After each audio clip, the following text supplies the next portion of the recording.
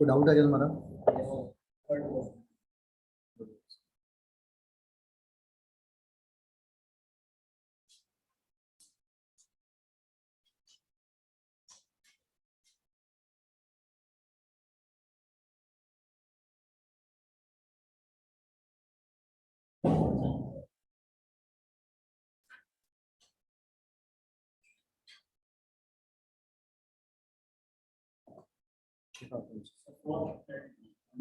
Fourth question,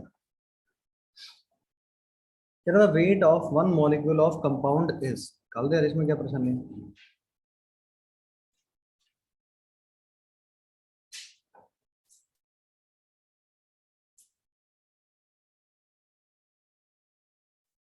weight of one molecule glucose है तो 180 AMU इसका मॉलिक्यूलर मास। निकालना किसमें है? ग्राम में। तो क्या होता है 1 AMU 1/Na ग्राम। ये पढ़ाया था क्या?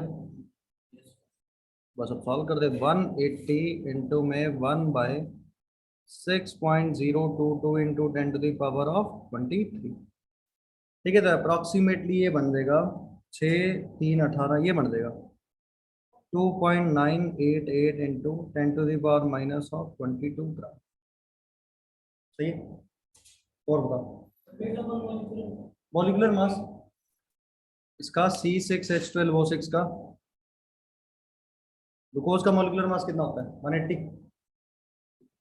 और कोई डाउट इसमें?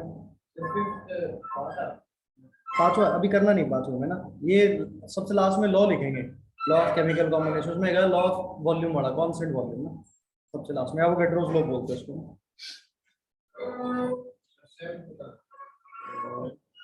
The number of atoms present in 2 moles of, किसके एटम पूछ रहा है? सोडियम के ना। तो देखो अच्छा 2 मोल में नंबर ऑफ मॉलिक्यूल्स कितने हो गए? 2 मोल है तो 2 मल्टीप्लाइड बाय n। अच्छा फॉर्मूला देखो, सोडियम ऐसे लिखा हुआ है Na4 FeCN6। तो इसमें कितने सोडियम है इसके एक मॉलिक्यूल में? 4 Na एटम्स है ना सोडियम के। तो टोटल सोडियम एटम्स कितने हो जाएंगे? जितने मॉलिक्यूल है उसको 4 से मल्टीप्लाई कर दें। 2Na मल्टीप्लाइड बाय 4 कितना आ जाएगा? 8 इंटू मैंने तो 8×6 = 48। ये बड़ा आंसर बन जाएगा 48 इंटू 10⁻23। और बताओ तुम्हारा कोई डाउट? देखो एक बार और कोई डाउट है तो। 12th का बी या डी? बी वो तूने ना वॉल्यूम देखे ml में, लीटर में होता तो वो आता ना, लीटर में होता तो भी ना आता ना। वी ml है, चेक करें एक बार। पहले ml होगा तो उसको लीटर में कन्वर्ट करना पड़ेगा। तो लीटर में कन्वर्ट करने के लिए क्या करना पड़ेगा? 1000 से, या फिर वो 22400 वाला यूज कर लो।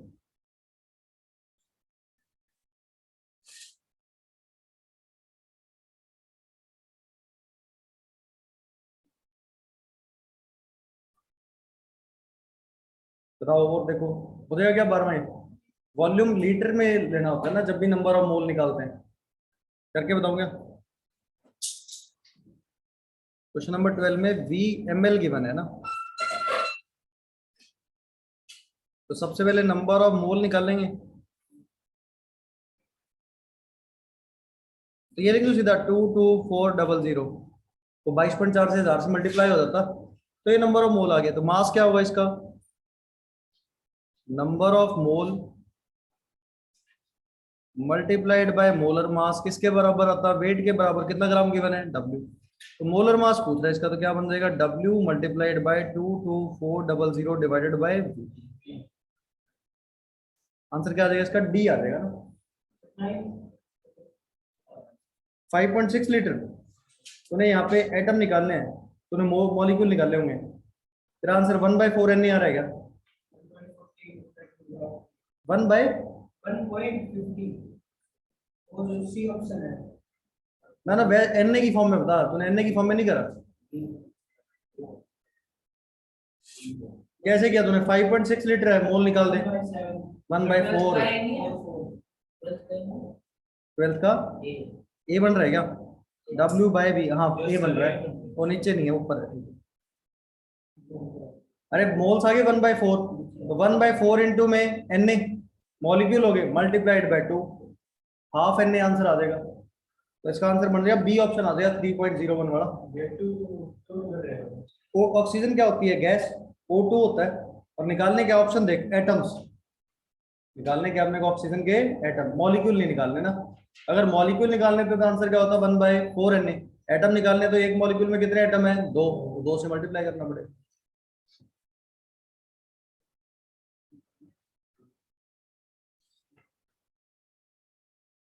और देखो 17 तक ही करें अभी, करो आगे। खूब सारे क्वेश्चन कॉपी में भी करा रखे हैं इसमें से ना। तेरे कोई डाउट हो तेरा, अगर आता है तो ठीक है, नहीं आता तो करके देखो। तो अगर आंसर ही याद है, पता ही है कैसे करना था, फिर तो क्या ही जरूरत है। और देखो भाई, किसी का डाउट है कोई, या चले आगे? 8वां, हाँ कॉपी में कराया है। मास से मोल निकाल लो और वॉल्यूम से मोल निकाल दो, दोनों को बराबर रख दो। मोलर मास अननोन आएगा, तो मोलर मास 44 आएगा, तो जिस गैस का मोलर मास 44 वो आंसर होगा। तो CO2 और N2O, इन दोनों का 44 होता है। चले आगे फिर, लो काम मिलना हर जगह शुरू हो गया क्या? मटेरियल मिल गया हर जगह से? कोई क्वेश्चन की बुकलेट मिलती है क्या, कहाँ और पढ़ते हो, या ऐसे प्रिंट आउट मिलते हैं? ऐसे मतलब एक एक दो दो पेज का? पूरा मटेरियल कोई नहीं देता, और उन्होंने पूरा बुकलेट दे दिया है तेरे पास अभी? चलो, अब अगला टॉपिक शुरू करते हैं ना। अब देखो, दो छोटे से जो टॉपिक है वो सब स्टोइकोमेट्री से रिलेटेड है ना। उसको खत्म करके कल एक नया टॉपिक शुरू होगा जिसमें हम सॉल्यूशन की बात, देखिए पूरा चैप्टर ना दो पार्ट में डिवाइडेड था। एक तो ये मोल के साथ स्टोइकोमेट्री रिलेट करा, और एक आएगा सॉल्यूशन के अंदर। तुमने जैसे 9th क्लास में percentage by mass, percentage by volume सुना था क्या? तो वो सॉल्यूशन की बात आएगी, वो दूसरा पार्ट होगा चैप्टर का। इसमें मॉड्यूल में देखोगे हेडिंग मिलेगी कंसंट्रेशन टर्म्स। ये जहां तक मैंने तुम्हें क्वेश्चन दिए थे ना 44 तक, उससे अगली हेडिंग ही क्या थी? Concentration term. तो वो अगला टॉपिक आएगा ना। अब एक स्टार्ट करते हैं आज सीरीज रिएक्शन।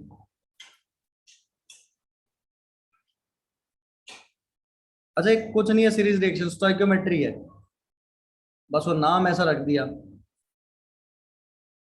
ये स्टोइकोमेट्री का ही पार्ट है ना, कि मान लो ए से बी बना, बी फिर रिएक्ट करके सी बना दे, सी रिएक्ट करके डी बना दे, क्या एक चेन वाली रिएक्शन चल पड़ी क्या सीरीज में? ए से बी, बी से सी, सी से डी।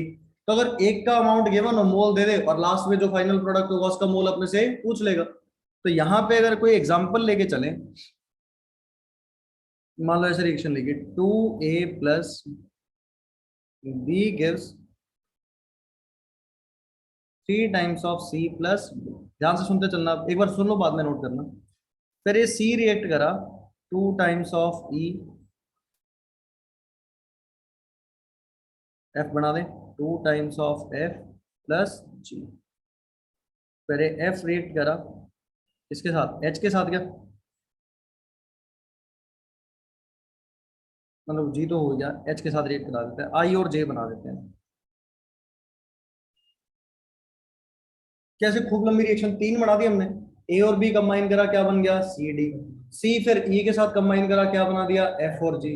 एफ कंबाइन करा एच के साथ, क्या बना दिया? आई और जे। अब ध्यान देना, क्वेश्चन कहता है इफ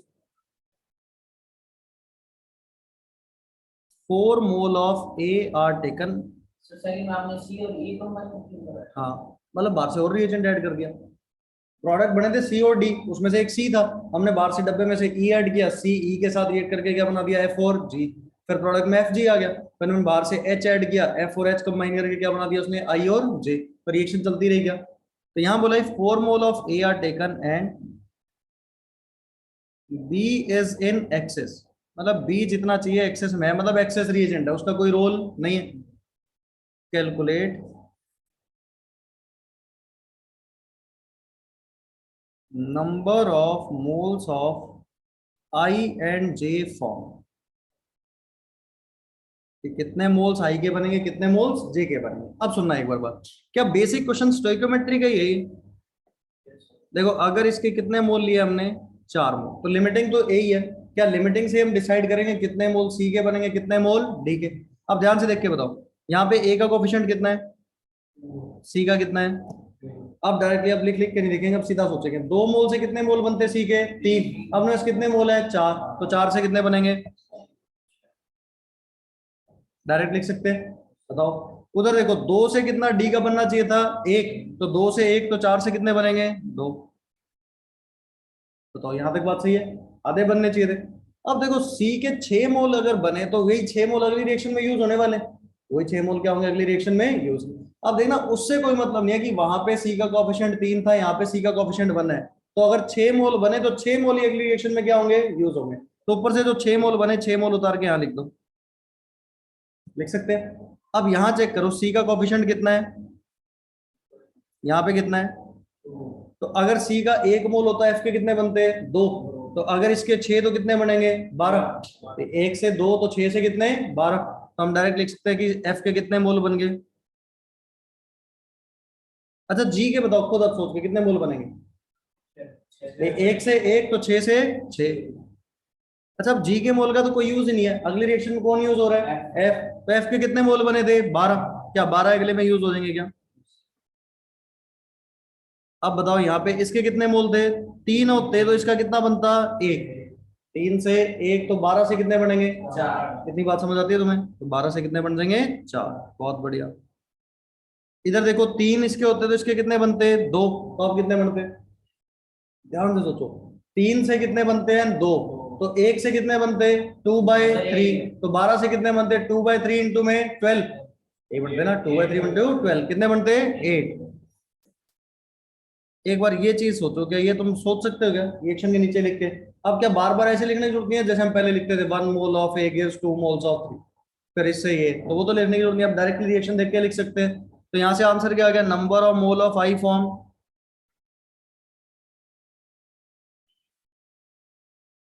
बताओ कितना answer, 4। Number of mole of J form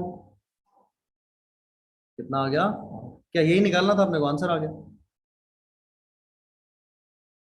तो ऐसी टाइप ऑफ रिएक्शन को क्या बोलते हैं, सीरीज रिएक्शन। देखो है क्या, अभी तक हम सिर्फ एक ही रिएक्शन में चलते थे। अब एक रिएक्शन से फिर उससे अगली, फिर उससे अगली से अगले, 3 4 5 कितनी भी रिएक्शन दे सकता है। तो कैसे कितने में भी चला जा सकता है, सारा खेल तो किसका है, स्टोइकियोमेट्री का। सारा रोल किसका है, स्टोइकियोमेट्री। मतलब कॉफिशिएंट देख के बताना है कितने मोल से कितने मोल बनेंगे, क्या अंदाजा लगाया जा सकता है। एक बार इसको लिखो, फिर क्वेश्चन करते हैं इस पे।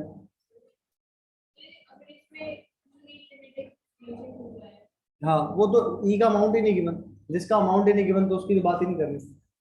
ई का आपने को अमाउंट तो नहीं दिया कितना ऐड किया, अगर वो बता देता इतना ऐड किया, फिर चेक करते लिमिटिंग होगा या नहीं होगा।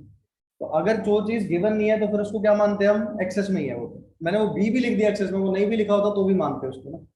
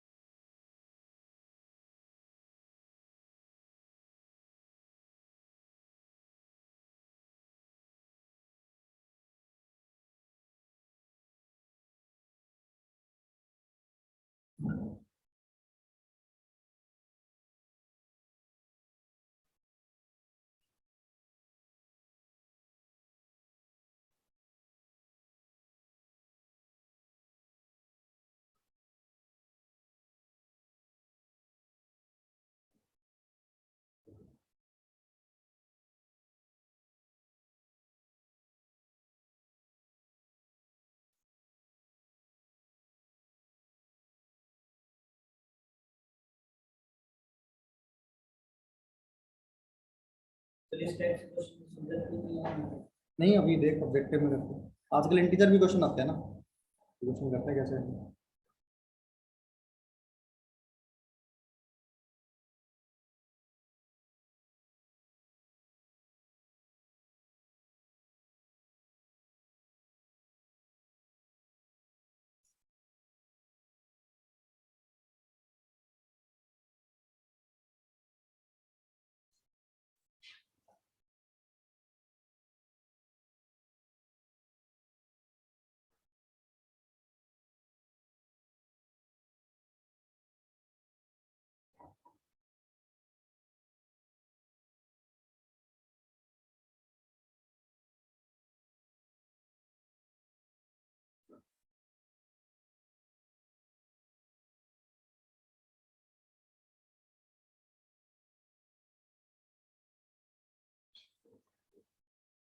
देख लिया, चलो अब ये क्वेश्चन खुद सॉल्व करना।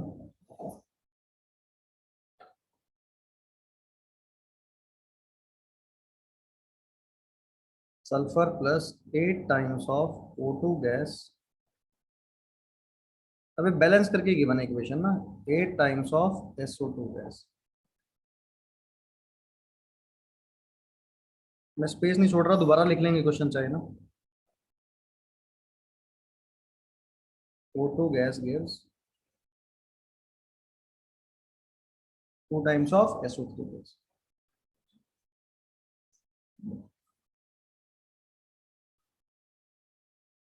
How many grams of SO3 are produced from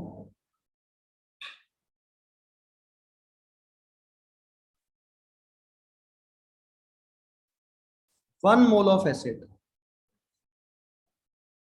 कि अगर 1 मोल हमने S8 का लिया तो कितने ग्राम SO3 के बनेंगे ना, मतलब वेट निकालना है। तो पहले नंबर ऑफ मोल से क्या निकाल लो, number of mole of SO3, और बाद में उसका क्या निकाल लो, मास निकाल लो, मल्टीप्लाइड बाय मोलर मास। ये लिख देता हूँ, सल्फर का मोलर मास कितना होता है 32 और ऑक्सीजन का कितना होता है 16। बताओ।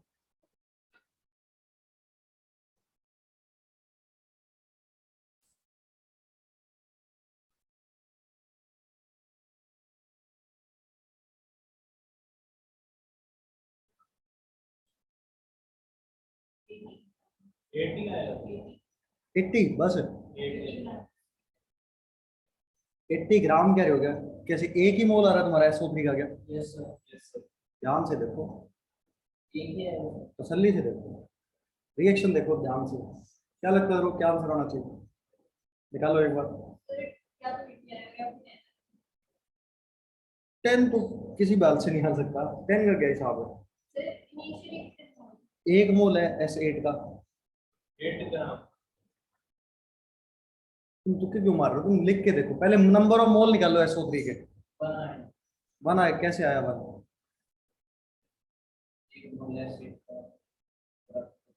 एक मोल एसिड से सीधा SO3 कैसे बन जाएगा, पहले SO2 के मोल, SO2 के कितने मोल आएंगे?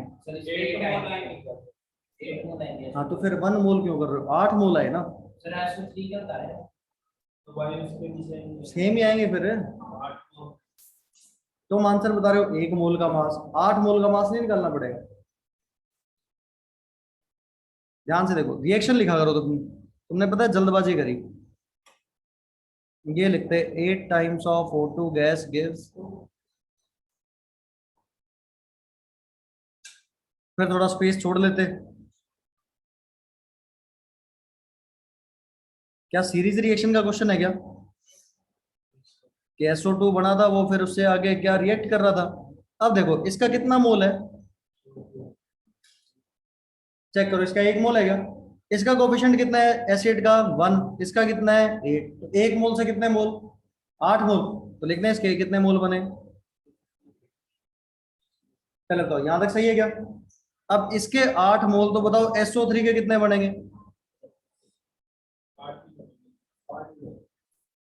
बताओ एक बार, सही है? तो number of moles of SO3 कितने आ गए?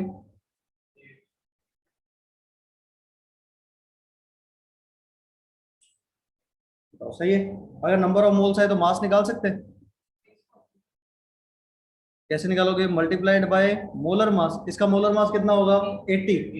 तो 8 × 8 कितना हो गया? 640 ग्राम। ये आंसर आना था।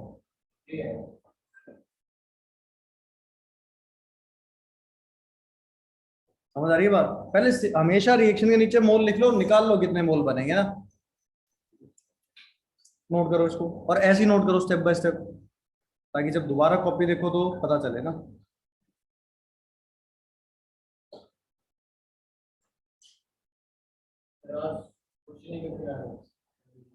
आज क्वेश्चन करेंगे। कहाँ तक दे दिया तुम्हें? 44 था, एक्सरसाइज 2 में से दूंगा। मतलब उससे अगली 3। तुमने नहीं करे, और जिसने कर लिया उसको तो दे दे आगे।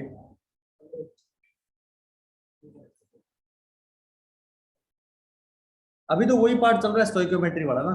अब देखो, हर चीज किताबों में नहीं मिलती ना, तो सीधे पेपर में क्वेश्चन आते हैं, इसलिए ये टॉपिक सारे जरूरी हैं। तो हमने स्टोइकोमेट्री पढ़ लिया, ये कुछ अलग थोड़ा ना है तो स्टोइकोमेट्री, बस वो डिफरेंट टाइप ऑफ क्वेश्चंस है ना ये। अब ऐसे एक अच्छे टाइप का क्वेश्चन करते हैं। अभी मैंने रिएक्शन बैलेंस दे दी थी, अगर रिएक्शन बैलेंस ना गिवन हो तो पहले तुम क्या करोगे इसको, है ना? अब ऐसा दूंगा जिसमें बैलेंस दी होगी, तुम्हें बैलेंस करनी पड़ेगी पहले। मोलर मास SO3 का निकालना पड़ेगा। चलिए आगे, कर लिया नोट? चलो अगला क्वेश्चन देखो।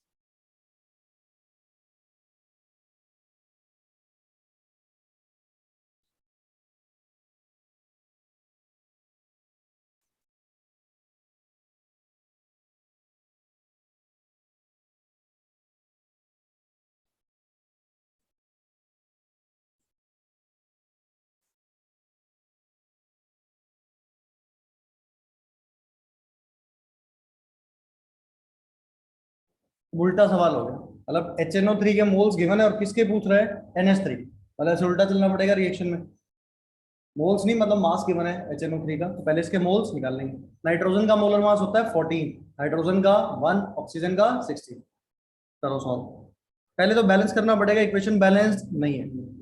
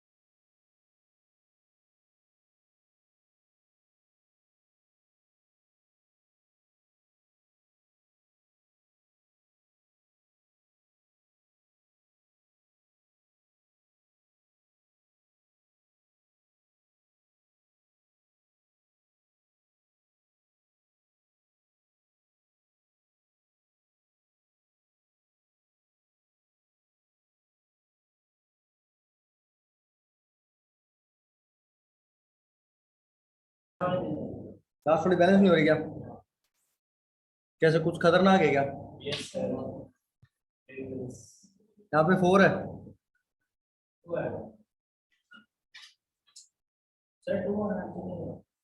वो तुमने 5/2 लगाया होगा, तो मैंने 4 5/2 से मल्टीप्लाई कर दिया, क्या दिक्कत है? सही है, एक ही बात है। बताओ भाई, फिर दूसरा।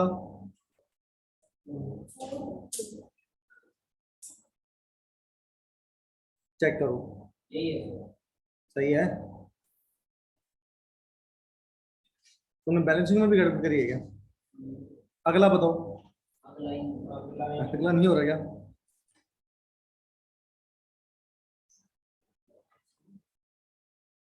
चेक करो,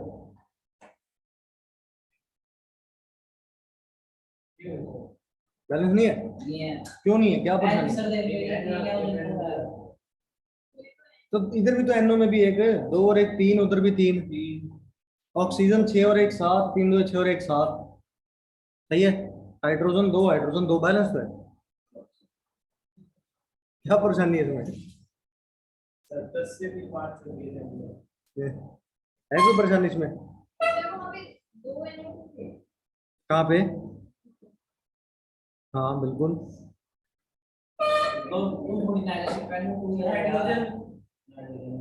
क्या दिक्कत है, दूसरी वाली बैलेंस नहीं है क्या?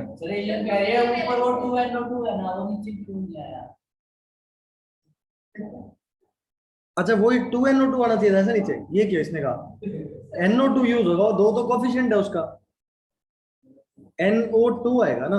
अच्छा, तुम्हें लगा वो 2 है तो यहाँ पे तो पक्का ही 2 होना चाहिए था, ऐसा तुम इसी हिसाब से बैलेंस कर रहे थे क्या? ऐसा कोफिशिएंट बैलेंस करने में तो फिर एक बात देखना, पीछे वाला था, इससे पहले क्वेश्चन चलते हैं। वहां पे ऊपर 3C था, मैंने C लिखा नीचे। फिर यहाँ पे डाउट नहीं आया ऐसा कोई? तो ऐसा कोई जरूर नहीं है, क्या इक्वेशन बैलेंस होगी क्या? अच्छा, अब कर दोगे क्या? अब करो फिर।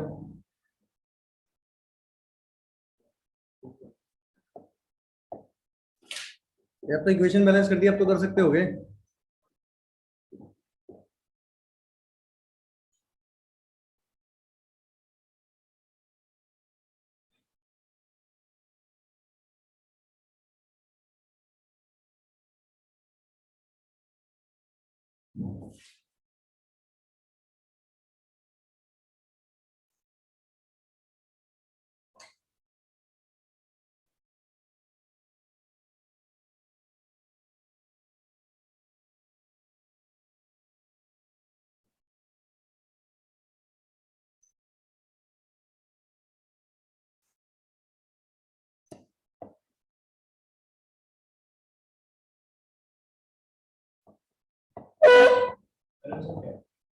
पता नहीं ढूंढा, अब सॉल्व करूंगा।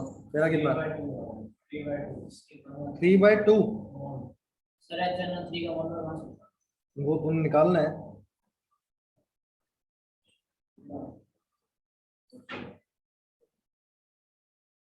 कितना बताया तुमने? 3/, कम नहीं आगे ज्यादा। HNO3 के कितने मोल्स हैं? HNO3 के 1 मोल कैसे? 1134 ग्राम है। कितने मोल्स बनाने हैं अपने HNO3 के? कितना मास? 1134, तो इसके मोल्स तो निकालेगा।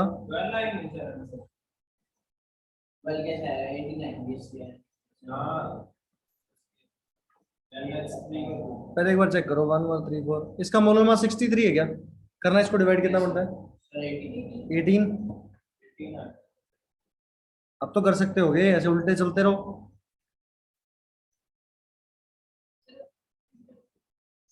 तुम करते रहो एक बार।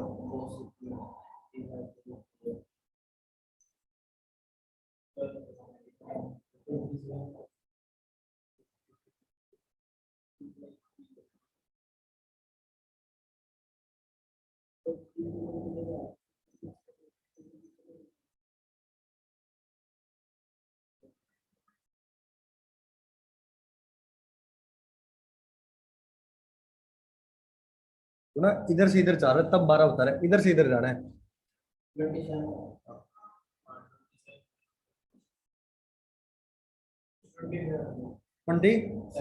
हाँ,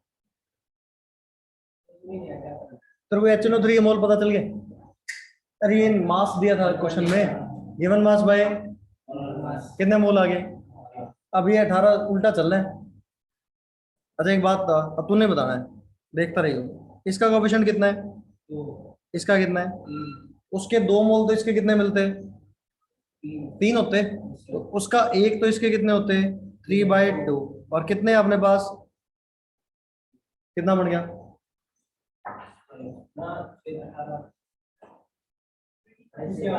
27 मोल आ गए। हाँ। पहले एक बात चेक कर, ये NO2 के 27 आ गए क्या। अब ये NO2 यही तो रहा होगा 27 मोल। अब देख NO2 और NO का कोफिशिएंट सेम ही है, तो 2 से 2 27 से, तो ये NO यहीं से आ रहा होगा। अब क्या NO और NH3 का कोफिशिएंट क्या है, सेम ही है। 4 मोल से 4 मोल, तो 27 से भी 27। कितने मोल आ गए NH3 के, यही पूछ रहा था, number of moles of NH3 required.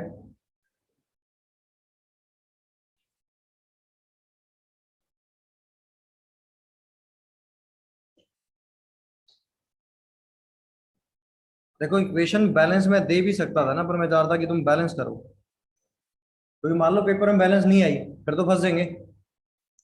तो ये पता है कहाँ याद हो जाएगी, ये पी ब्लॉक में एक चैप्टर आएगा, मतलब क्लास 12 में पी ब्लॉक नाम से एक चैप्टर आएगा, वहां पे नाइट्रिक एसिड की प्रिपरेशन का मेथड है ये। नाइट्रिक एसिड प्रिपेयर कैसे करते हैं, NH3 का ऑक्सीडेशन कराते हैं, O2 के साथ रिएक्शन NO बनता है, NO से NO2 और NO2 से HNO3। तो वहां पे वो रिएक्शन लिखी होती है तो याद हो जाती है, बैलेंस इक्वेशन याद हो जाती है डायरेक्ट ना। ठीक है, तो दिक्कत नहीं आती। पर अभी तो हिट एंड ट्रायल से बैलेंस करना था, तो तुम हिट एंड ट्रायल लगा नहीं पाए। ठीक है, चलिए आगे। तो ये सिंपल सीरीज रिएक्शन के ज्यादा क्वेश्चंस नहीं पूछे जाते ना, सीरीज रिएक्शन के बहुत ज्यादा क्वेश्चन नहीं आते, आसान आसान क्वेश्चंस आते हैं ना।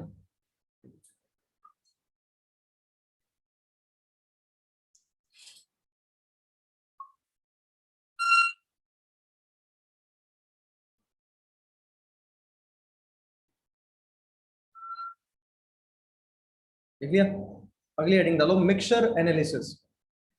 है ना, जैसे अपन ने एक पहले क्वेश्चन किया था, याद है कि कैल्शियम कार्बोनेट को डिकम्पोज किया, कितना वॉल्यूम CO2 का आया। क्वेश्चन कराया था कैसा, कि 200 ग्राम कैल्शियम कार्बोनेट को हमने डिकम्पोज कराया था और वॉल्यूम ऑफ CO2 पूछ रहा था उसके अंदर ना। तो अब ऐसे अगर 2 कार्बोनेट हो, 3 कार्बोनेट हो, तो उसके ना पहले थोड़ा सा आइडिया होना चाहिए कि कौन सा कार्बोनेट हीट करने पे डिकम्पोज होता है, कौन सा नहीं होता ना।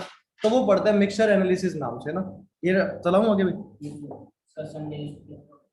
क्या कह रहे हैं, पिछली बार भी तो करी थी, कर देंगे, क्या दिक्कत है, नहीं करनी। एक दिन टेस्ट लेना, तुम्हारा टेस्ट बताओ किस दिन दोगे।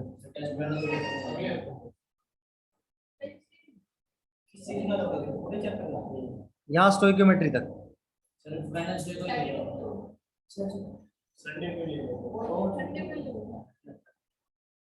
बताओ किस दिन, तुम बताओ जब तुम्हारा कौन सा दिन मन करता है।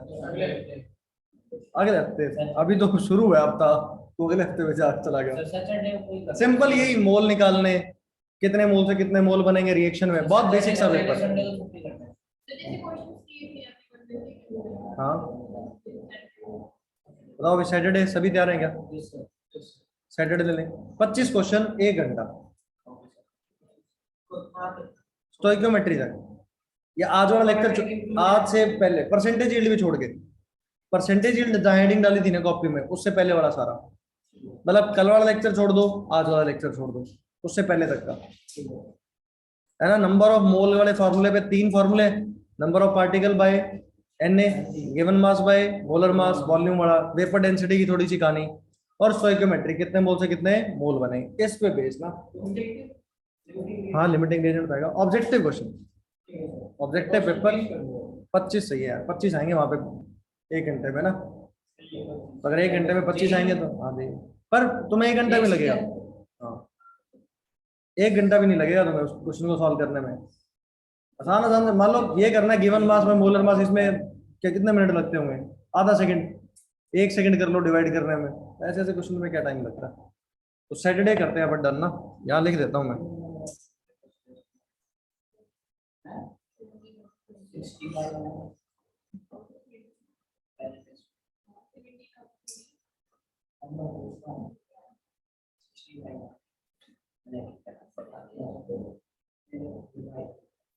चलो अब ये डन हो गया बात ना।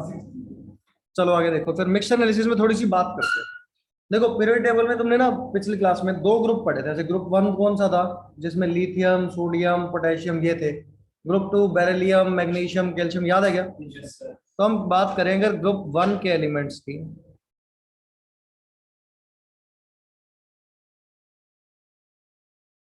तो ग्रुप वन के एलिमेंट कौन से होते हैं?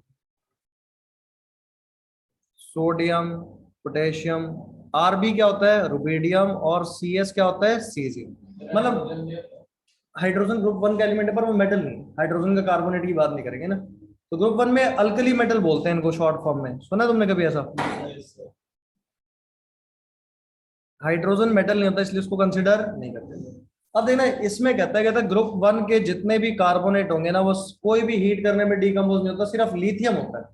ठीक है, इसमें क्या होगा? ओनली कार्बोनेट ऑफ लिथियम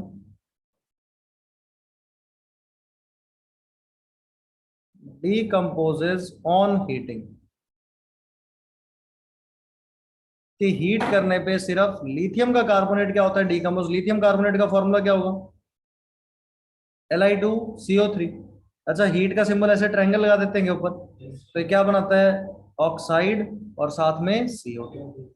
किसी भी कार्बोनेट को हीट करेंगे, अगर वो डिकम्पोज हो रहा है तो उसका ऑक्साइड बनेगा और साथ में CO2। ठीक है, पर अगर सोडियम कार्बोनेट को हीट करें तो कुछ भी नहीं होता।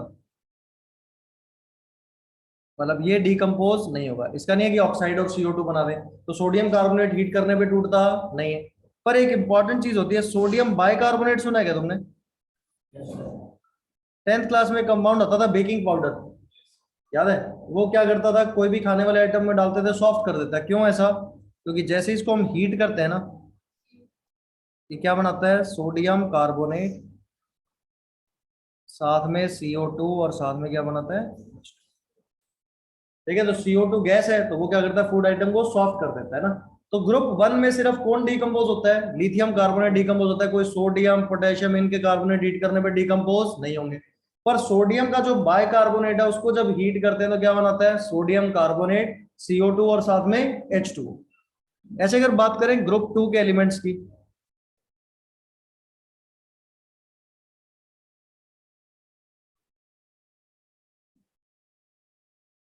ग्रुप टू में कौन कौन से एलिमेंट्स होते हैं?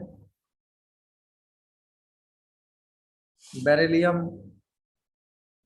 Magnesium, calcium. एसआर होता है स्ट्रोंशियम, और Ba क्या चीज होता है? बेरियम। तो इसमें क्या होता है? All carbonates decomposes on heating।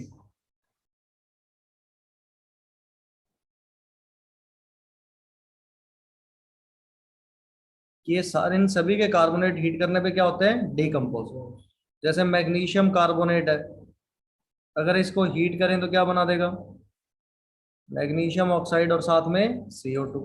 मान लो कैल्शियम कार्बोनेट हो, इसको हीट करें, क्या बना देगा? कैल्शियम ऑक्साइड और साथ में क्या बना देगा? CO2। तो मतलब क्या ग्रुप टू के सभी कार्बोनेट हीट करने पे डिकम्पोज होंगे, क्या बना देंगे? ऑक्साइड और CO2। पर ग्रुप वन में सिर्फ कौन होगा? लिथियम कार्बोनेट हीट करने पे क्या होगा? डिकम्पोज होगा ना। तो इसी पे बेस्ड अब क्वेश्चन कैसे पूछा जाएगा उसके बारे में बात करते हैं। तो एक बार इसको नोट करो, फिर क्वेश्चन करते हैं इसको।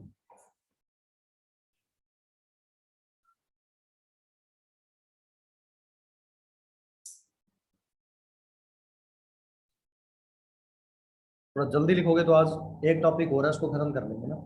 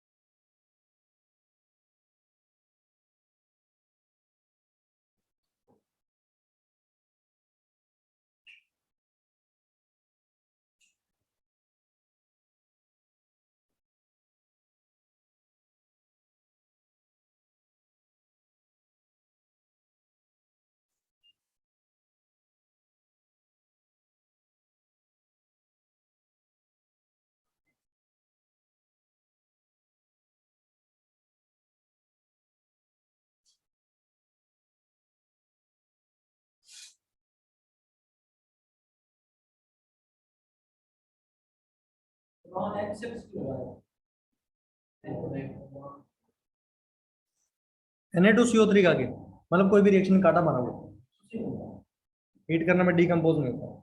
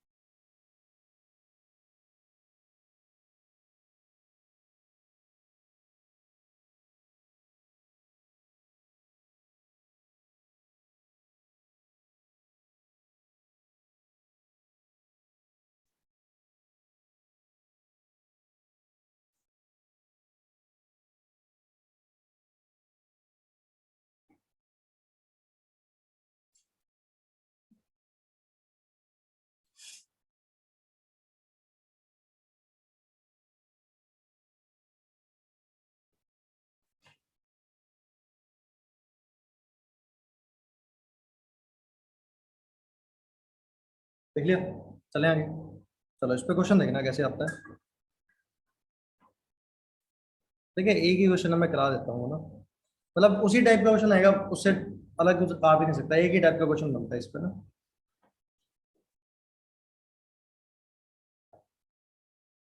10 gram mixture of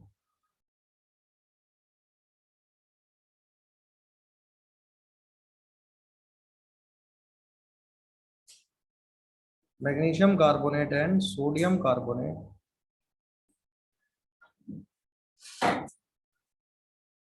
on heating evolves 2.463 liter of CO2 gas at STP.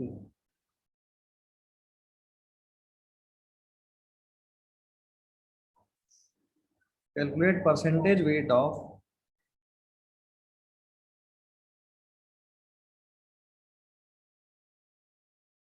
magnesium carbonate in sample.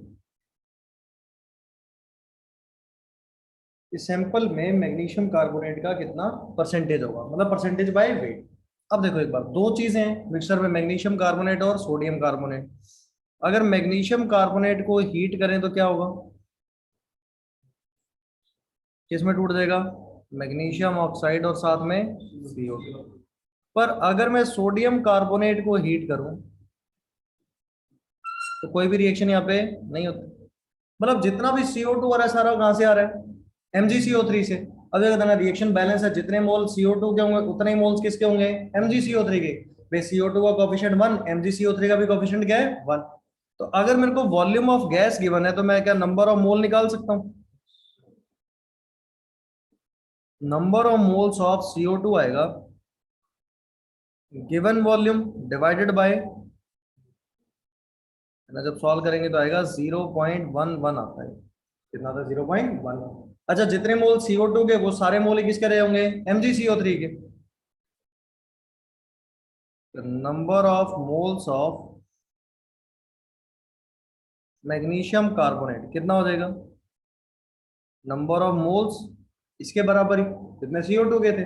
अब जैसे ही मोल्स आगे क्या मास निकाल सकते हैं क्या, बताओ मास ऑफ मैग्नीशियम कार्बोनेट कैसे निकालोगे, number of mole multiplied by MgCO3 का मोलर मास निकाल सकते हो क्या। मैग्नीशियम का कितना होता है 24, कार्बन का कितना 12 और ऑक्सीजन 16, 3 जा 48, 48 प्लस 12 प्लस 24, देखो 84 बन रहा है क्या, सॉल्व करो कितना बनेगा 84।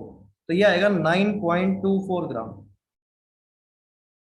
मल्टीप्लाई करने पे कितना आता है 9.24।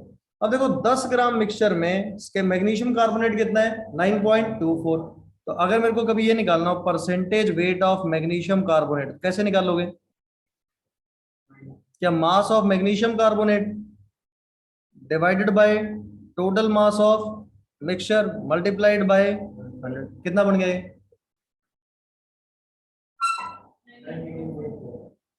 आ गया 92.4%। चेक करो यही आंसर है क्या। निकाल सकते थे ऐसे। तो हमेशा ऐसा दिया होगा, एक ग्रुप वन का कार्बोनेट गिवन होगा, एक ग्रुप टू का। तो ग्रुप वन वाला तो डिकम्पोज होगा नहीं, कौन डिकम्पोज होगा, ग्रुप टू का। तो जितनी भी CO2 आ रही होगी सारी उसी से आ रही होगी, और बाद में उसका क्या निकालना होगा, परसेंटेज मास। क्या सेम क्वेश्चन आएगा? ठीक है, लिख लो इसको। Total weight. मिक्सचर में परसेंटेज मास निकालना था, टोटल वेट कितना गिवन था? 10 ग्राम। 22.7। पुरानी कंडीशन है। STP जब भी लिखा हो तो इसका मतलब क्या है, ओल्ड कंडीशन। मोल में मैंने लिखा भी था कि अगर मेंशन ना हो तो हमेशा क्या मानते हैं, पुरानी कंडीशन। हाँ, ओल्ड NTP होती है, पर जनरली लिखा होता है जो मोल वाले चैप्टर में, वो हमेशा पुरानी कन्वेंशन लिखे होते हैं ना। ठीक है, तो लिख दे चाहे ओल्ड STP, क्वेश्चन नहीं। मोल वाले चैप्टर में हमेशा 22.4 यूज करते हैं। ठीक है, और इसीलिए ये तो मैं STP लिख देता हूँ, मोल में हर जगह NTP लिखा मिलता है। तुम अगर क्वेश्चंस में भी देखोगे ना, हर जगह तुम्हें NTP लिखा मिलता होगा, तो उससे 22.4 ही आता है ना। ओल्ड STP को NTP बोलते हैं।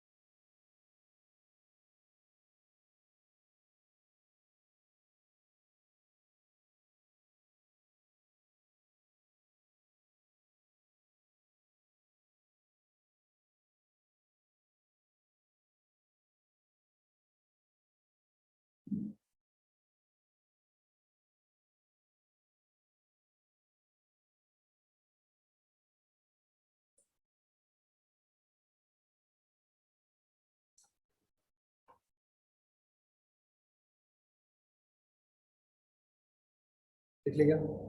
फिर अगली हेडिंग डालना, principle of atom conservation.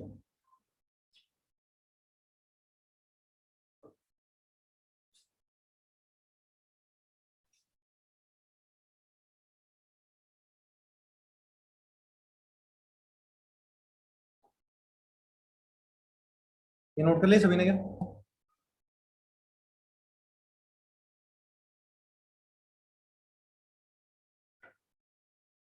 Principle of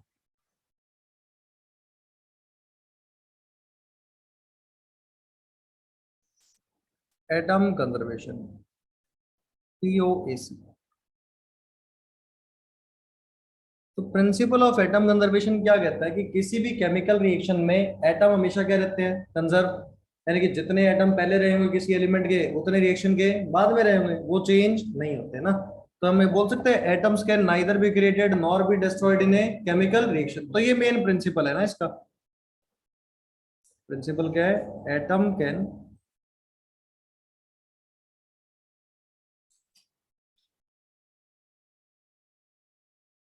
neither be created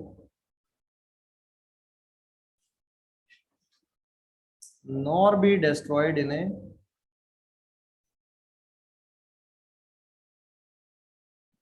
chemical reaction. कि किसी भी केमिकल रिएक्शन में ना तो एटम खत्म किए जा सकते और ना ही बनाए जा सकते ना। अब इसका ना एप्लीकेशन बड़ा इंपॉर्टेंट है। देखो कोई भी एक रिएक्शन लेते हैं कि I2 और Cl2 आपस में कंबाइन करके क्या बना दिया इसने, ICl, और साथ में क्या बना दिया, ICl।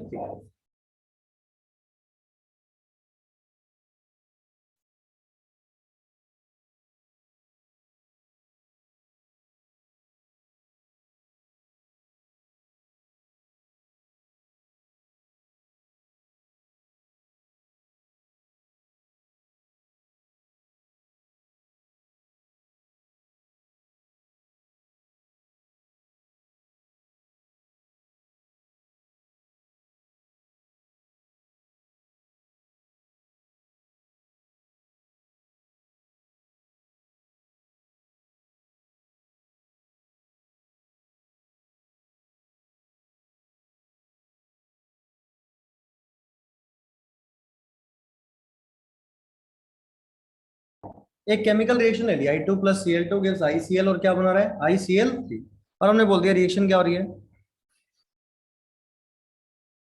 100% कंप्लीट हो रही है ना, मतलब सारा I2 सारे Cl2 के साथ रिएक्ट करके क्या बना देता है, ICl और ICl3। अच्छा, यहाँ पे कौन कौन से एटम प्रेजेंट है, एक तो आयोडीन और एक क्लोरीन। I2 एटम नहीं है, I2 क्या चीज है, मॉलिक्यूल, सिर्फ I क्या चीज है, एटम। तो हम क्या लगाते हैं यहाँ पे, पहली चीज लगाते हैं, ध्यान से सुनना, अब ये इंपॉर्टेंट चीज है ना, principle of atom conservation on iodine. तो आई लिखोगे, कभी भी I2 पे नहीं लगा सकते, किस पे लगाएंगे, एटम पे लगाएंगे। अब देखो, जितने एटम आयोडीन के रिएक्टेंट साइड पे रहे होंगे, उतने ही एटम किस पे रहे होंगे, प्रोडक्ट साइड पे। अच्छा, रिएक्टेंट में आयोडीन किस फॉर्म में है, मतलब I2 की फॉर्म में। तो सोच के देखना, अगर I2 का 1 मोल होता तो आयोडीन एटम के कितने मोल होते, 2 होते क्या, क्या मतलब 1 से 2 बनते तो 1 × 2। तो मैं ऐसा लिख सकता हूँ, number of moles of I2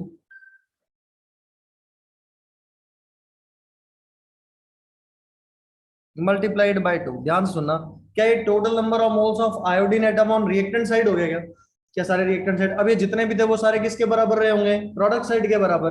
अच्छा, प्रोडक्ट साइड में बताओ आयोडीन कहाँ कहाँ पे प्रेजेंट है, ICl में भी है और ICl3 में भी है। तो मैं क्या लिखूं, number of moles of ICl।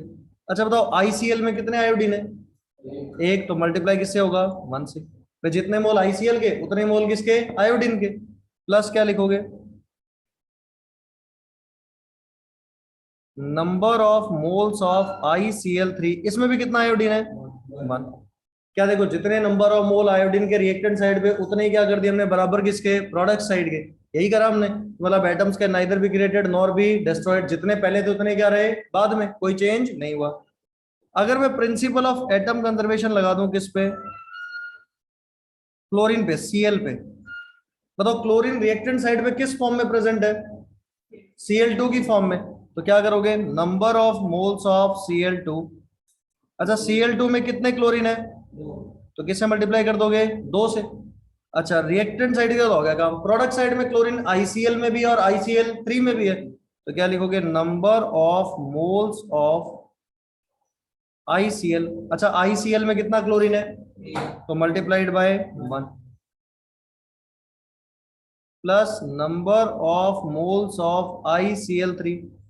ICl3 में कितने क्लोरीन है, तो मल्टीप्लाइड बाय 3। क्या जितने मोल आयोडीन इसके क्लोरीन के किस पे, रिएक्टेंट साइड पे, उतने कहां पे हो गए, प्रोडक्ट साइड के बराबर कर दिए। तो ये किस पे लगा दिया हमने, प्रिंसिपल ऑफ एटम कंजर्वेशन किस पे, क्लोरीन पे। तो ऐसे हम किसी भी एटम पे क्या अप्लाई कर सकते हैं, प्रिंसिपल ऑफ एटम कंजर्वेशन ना। ये तो हमने सिर्फ लिखना सीखा है, अभी कोई क्वेश्चन की बात हमने नहीं करी। अब देखते हैं इस पे क्वेश्चन कैसे आता होगा ना, तो एक बार इसको नोट करो। अभी हमने कोई क्वेश्चन नहीं किया, अभी सिर्फ क्या कि लिखते कैसे हैं POC, उसकी बात करी ना।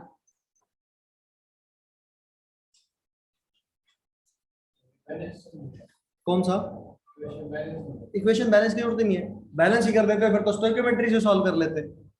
सोच के देखा, अगर बैलेंस ही कर लेते हैं हम तो स्टोइकियोमेट्री से सॉल्व होता है, फिर POC लगाने की जरूरत नहीं पड़ती। मतलब दो तरीके से क्वेश्चन को सॉल्व कर सकते हैं। अब एक तरीका तो ये हो जाएगा, अभी देखना क्वेश्चन सॉल्व करते हैं, क्वेश्चन से ज्यादा क्लियर होगा ना, एक बार लिखो इसको।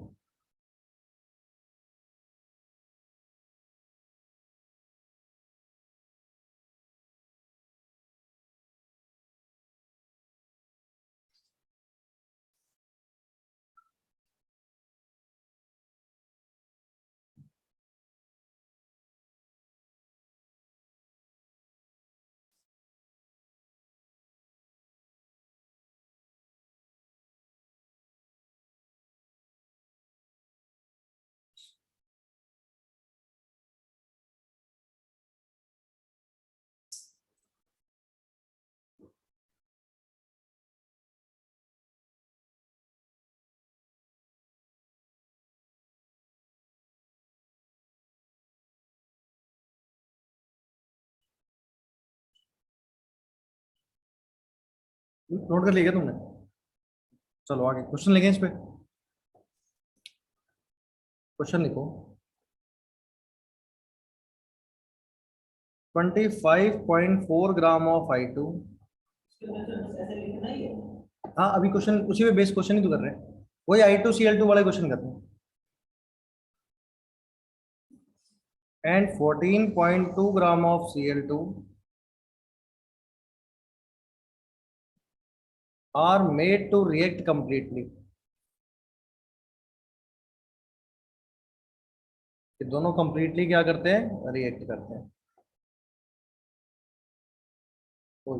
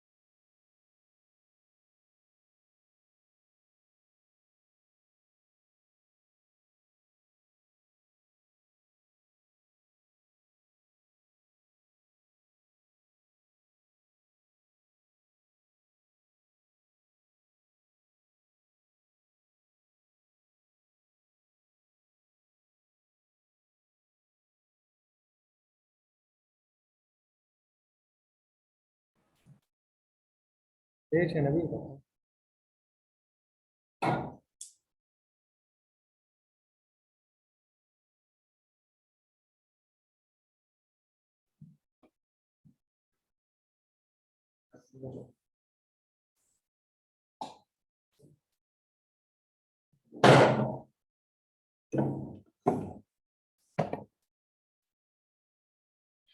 देखो क्या लिखा हुआ था, क्वेश्चन क्या है। I2 प्लस Cl2 आपस में कंबाइन करके क्या बनाते हैं, ICl प्लस, अभी बताता हूँ एक सेकंड रुको, ICl3। आयोडीन सिर्फ I का मोलर मास होता है 127 और Cl का कितना होता है। अब देखो मैं सीधा इसको रिएक्शन बैलेंस करके भी सॉल्व कर ही सकता था, स्टोइकोमेट्री का क्वेश्चन है, पर मेरे को अप्लाई क्या करना है इस पे, प्रिंसिपल ऑफ एटम कंजर्वेशन। तो मैं क्या करता हूँ, सबसे पहले निकालता हूँ number of moles of I2। I2 के मोल्स निकालने के लिए given mass by molar mass, कितना मास गिवन है अपने को, और डिवाइडेड बाय कितना हो जाएगा 254 हो जाएगा। एक आई का मास कितना है 127, तो दो का कितना हो जाएगा 254, कितना बन गया ये 0.1 मोल आगे। ऐसे number of moles of Cl2 निकालो,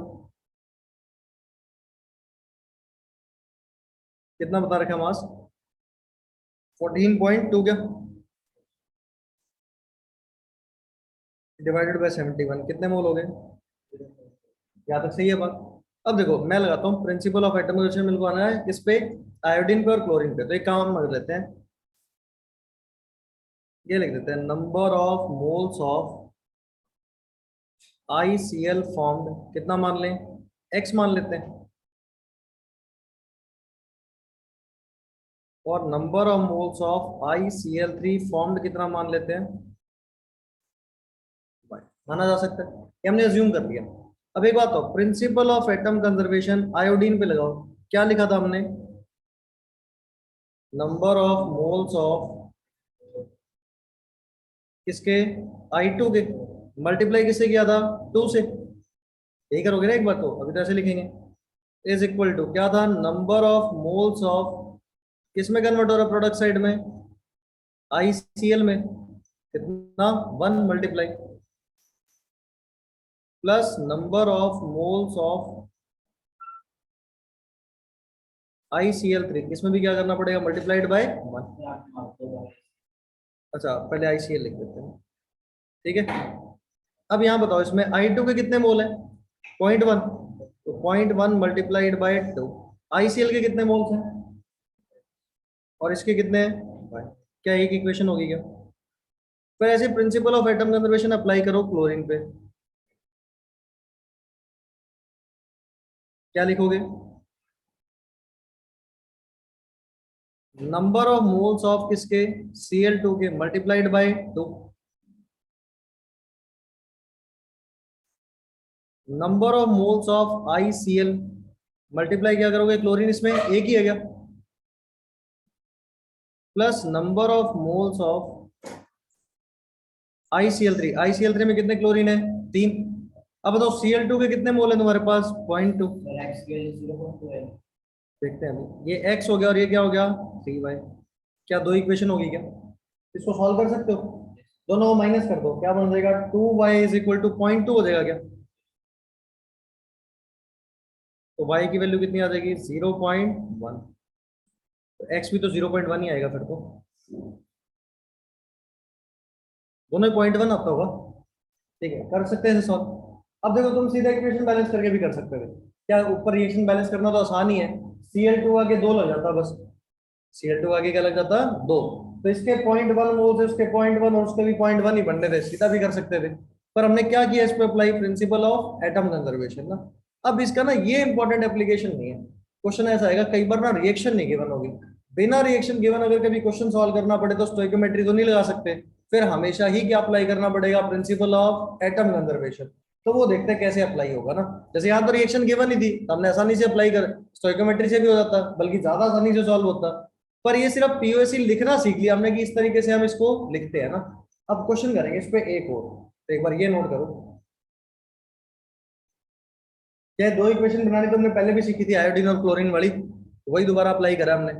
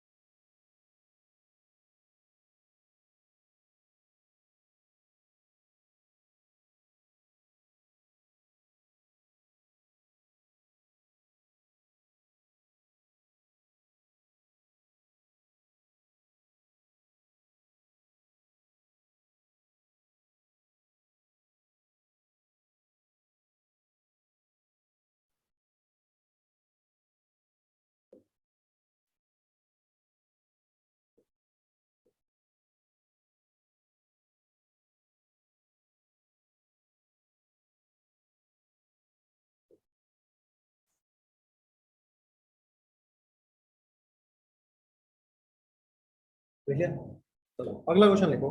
अब ऐसे क्वेश्चंस में ना principle of atom conservation he apply हुआ, स्टोइकोमेट्री से हम सॉल्व कर ही नहीं सकते ना, जो आप करेंगे। देखो 21.6 gram of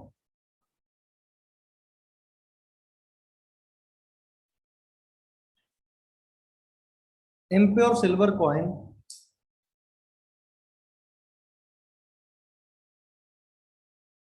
is dissolved in HNO3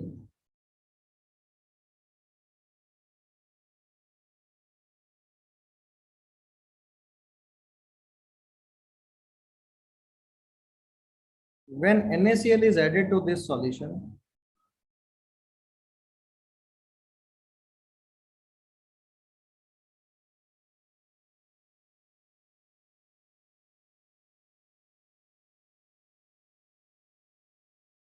All silver is precipitated as AgCl। सारा सिल्वर किस फॉर्म में आ जाता है, AgCl की फॉर्म में। weight of AgCl is found to be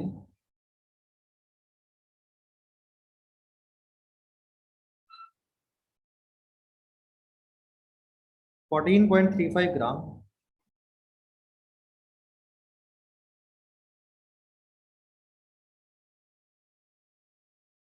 calculate percentage weight of silver in coin, coin में कितना percent silver present है।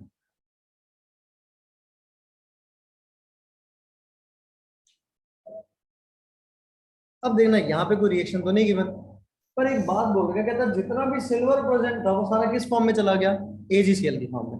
अब क्या इतनी सी कहानी अपने को समझ आई, पहले तो एक काम कर लेते हैं, जो अपने पास सिल्वर कॉइन था इसमें सिल्वर भी रही होगी और इम्प्योरिटी भी रहा होगा। एक काम करते हैं, x ग्राम क्या मान लेते हैं, इसमें क्या प्रेजेंट है, सिल्वर, और जो बच गया 21.6 माइनस x ग्राम वो क्या रहा होगा, इम्प्योरिटी। अब रिएक्ट तो सिल्वर ही करने वाला है तभी AgCl बनेगा। कहते हैं सिल्वर कॉइन में जितना भी Ag था सारा किस में कन्वर्ट हो गया,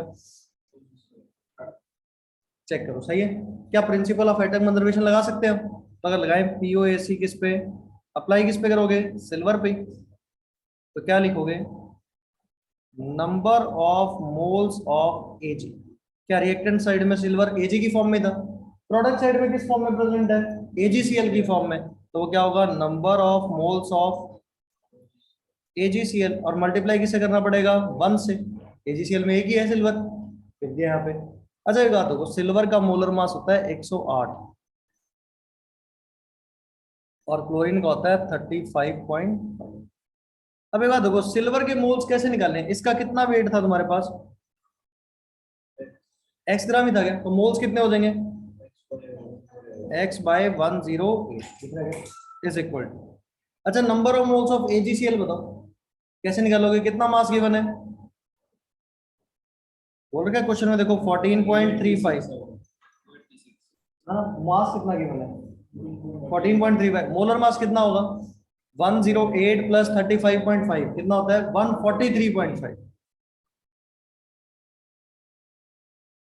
मल्टीप्लाइड बाय 1, तो बताओ x की वैल्यू क्या आ गई यहाँ से, एक बार लिखते हैं 108 इज इक्वल टू क्या बन रहा होगा ये 0.1 आ रहा होगा क्या, 14.35 बाय 143.5, तो x की वैल्यू क्या आ गई यहाँ से, क्या ग्राम में वेट ही होगा, मतलब उस जो सिल्वर कॉइन था उसमें कितना पर सिल्वर है 10.8 ग्राम, तो परसेंटेज वेट ऑफ सिल्वर कितना हो जाएगा, कैसे निकालेगा, weight of silver divided by total weight कितना था कॉइन का 21.6 मल्टीप्लाइड बाय 100 कितना आ गया 50%, तो आंसर आ गया।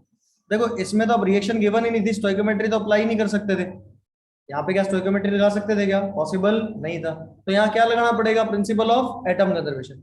तो पीओएसी हम पढ़ते इसलिए हैं, अगर कभी भी रिएक्शन ना गिवन हो और बोल दे कि एक एटम जितना रिएक्टेंट साइड में था वो सारा किस में कन्वर्ट हो गया, प्रोडक्ट में, जैसे बोला all the silver is precipitated as AgCl question में, कि जो जितना भी सिल्वर था सारा किस फॉर्म में चला गया, AgCl में, तो रिएक्टेंट और प्रोडक्ट साइड दोनों side number of moles of Ag क्या रहे होंगे, सेम, हमने पीओएसी अप्लाई करा और आंसर निकाल लिया। ठीक है लिख लो इसको, तो तभी अप्लाई करना है पीओएसी जब रिएक्शन गिवन नहीं हो, अगर रिएक्शन दे देगा फिर तो स्टोइकोमेट्री से सॉल्व भी कर लेंगे।